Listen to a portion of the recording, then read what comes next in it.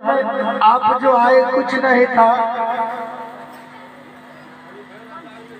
इसके बाद मैं चोरी करने के लिए चले गए, वहां मेरा पुत्र पकड़ा गया और पुत्र मारा गया, इस दुनिया में नहीं है।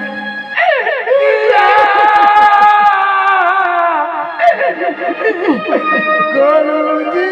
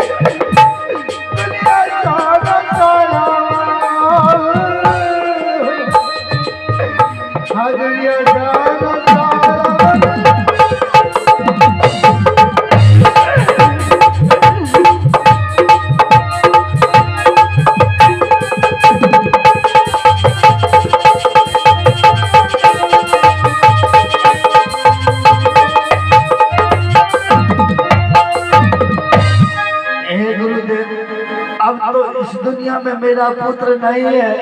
गुरुदेव, दूसरा तो पुत्र नहीं है ना, दूसरा तीसरा पुत्र है जो मैं बुला लूंगी। अब 5 मिनट तक भोजन कर लीजिए। सुनो सुमन, अरे सिर तो चोरों का कटता है, संत का सिर कभी नहीं कटता है।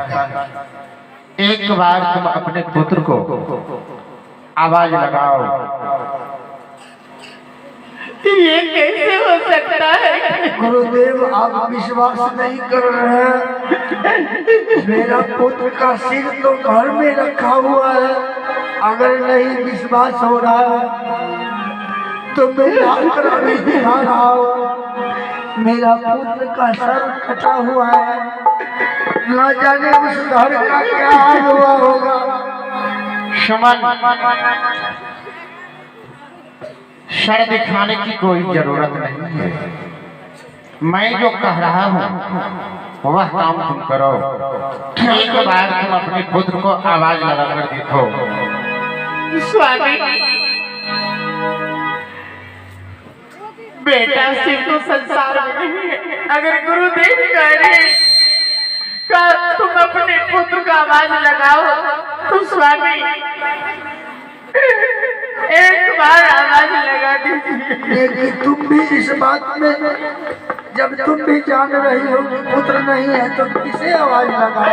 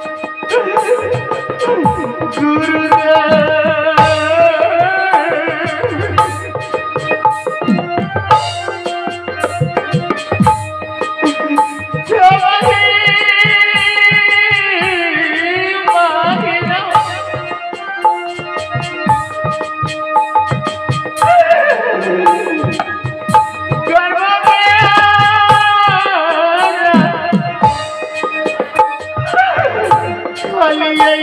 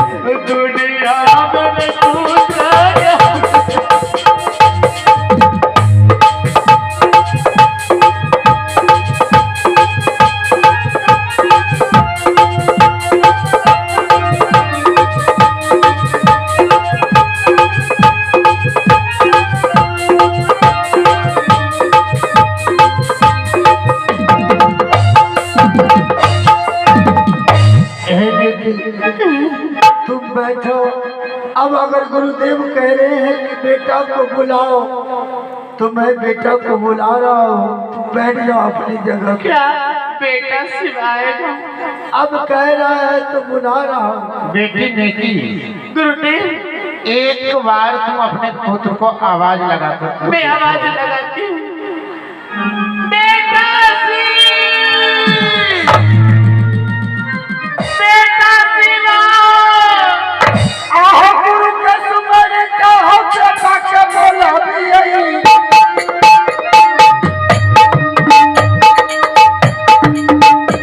आहो गुरु के सुमर का हो बेटा के बोला भी यही। बेटा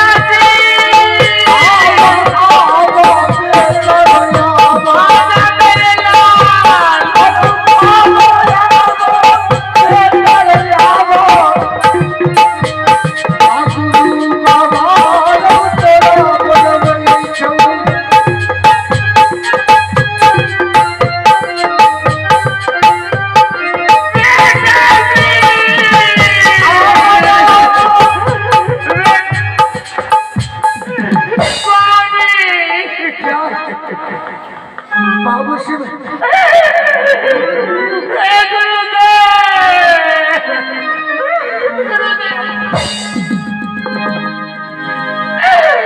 गुरुदेव आप कितने दयालु हैं।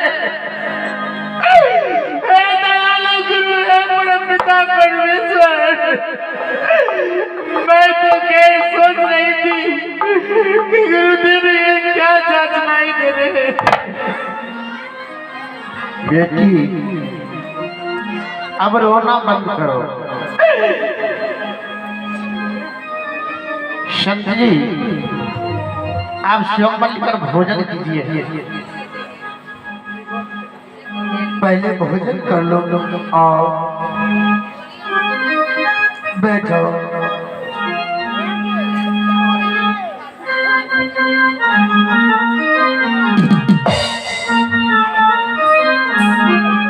भोजन कीजिए गुरु जी।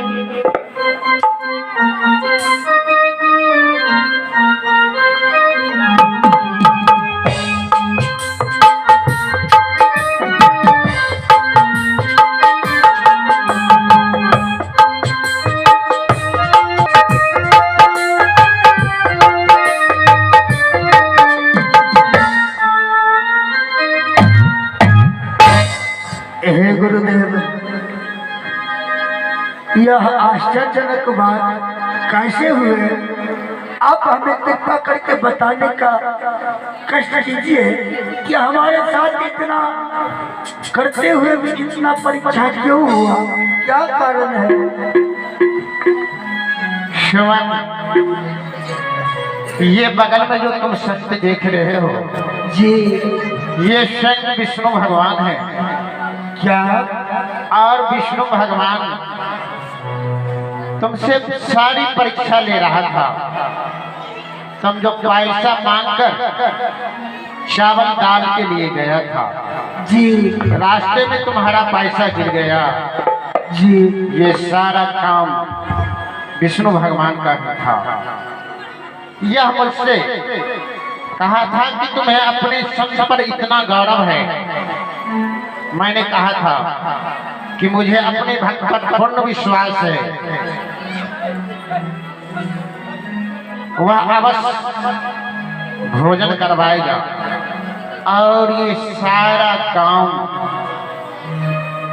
विष्णु भगवान का ही था और तुम परीक्षा में पास हो गए सुमन।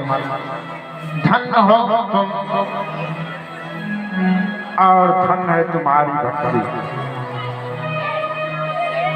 हे गुरुदेव, आपका कृपा से आज श्री हरि विष्णु जी भी हमारे इस कुटिया में पधारे। हमारे कुटिया तो यह धन्य हो गए। जय हो आप हरि विष्णु जी की। मैं आपको सत सत नमन करता हूँ और आपसे मेरा यही अर्जी है कि अब किसी संत को इतना कष्ट मत दीजिएगा। हे गुरुदेव, आप इनसे बातें कीजिए। मैं तब तक नेकी और शिव को भी बता रहा हूँ कि वह कौन था। हे विष्णु जी, आप मुझे बार बार वरदान के लिए प्रोत्साहित कर रहे थे। मैंने आपसे कहा था कि जब मुझे वरदान की आवश्यकता होगा तो मैं आपसे ले लूंगा। तो वह वरदान मैं आज आपसे मांग रहा हूँ। मांगी सर कि हमारे जो भी संतों को भोजन कराए, भंडारा करे, उसमें भंडार कभी नहीं कमना चाहिए। यही वरदान मैं आज तुमसे मांगता हूँ। ठीक है संत जी, मैंने ये वरदान दिया। जो अपने सच्चे मन से साधु संत में भंडारा करेंगे, वहां पर हम और हमारे अर्धांगिनी लक्ष्मी जी दोनों खड़े होकर भंडारा को सफल करेंगे। ये वरदान मैंने आपको दिया। धन है आप और आपका भक्त। जितना आपने कहा, शायद उनसे भी ज्यादा आपका भक्त निकला, जो दृढ़तापूर्वक भक्ति करते हैं आपका।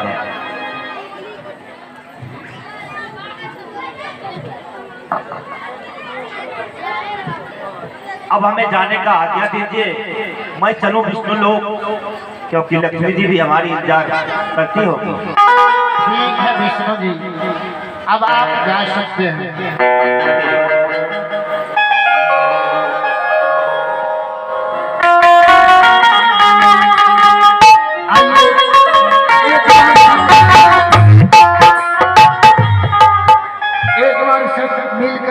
शत्रु कबीर की नाम पे जय जयकार कर दे। आज हमारा जीवन हरियर हो गया है। प्रेम से बोलिए शत्रु कबीर साहब की।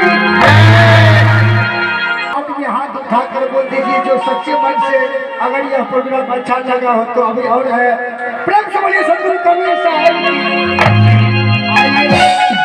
जिनका पे गुरु का कृपा होता है वह कभी विफल नहीं हो सकता है।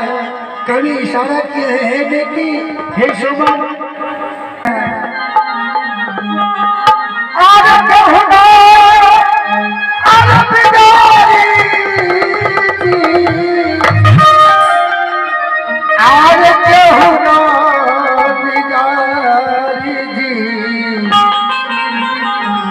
गुरु ना बिगड़ी है जिकर केहू ना बिगाड़ी।